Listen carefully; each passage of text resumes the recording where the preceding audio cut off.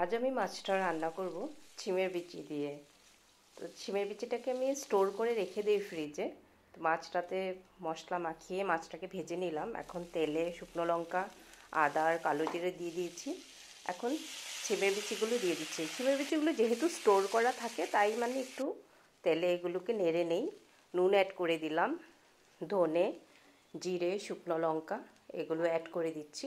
Add করে হলুদ add করে একটু জল দিয়ে এগুলোকে খুব ভালো করে কষিয়ে নেব। মানে ছিমের বিচিটা স্টোর করে রাখার জন্য তো একটু শক্ত হয়ে যায়, তাই জন্যে এগুলোকে একটু সিদ্ধ করেই নেব। তারপর অ্যাড করে দিলাম বেগুন আর টমেটোটা। এখন আবার একটু জল দিয়ে ঢাকা দিয়ে একটু রান্না করব এগুলোকে। ছিমের বিচিগুলো না পুরো যেন গলে না যায়, এগুলো একটু হাফ কুকড মতো হলে, মানে একটু ফাটা ফাটা টাইপ হলে তখন বেশি খেতে ভালো লাগে। পুরো গলে গেলে ডালের মতো হয়ে গেলে ভালো লাগে না। এখন আমি অ্যাড করে দিলাম ভাজা মাছগুলো দিয়ে আরও কিছুক্ষণ এটাকে রান্না করব। ঢাকাও দিয়ে দিব, ঢাকা দিয়ে রান্না করব। ব্যাস হয়ে গেল।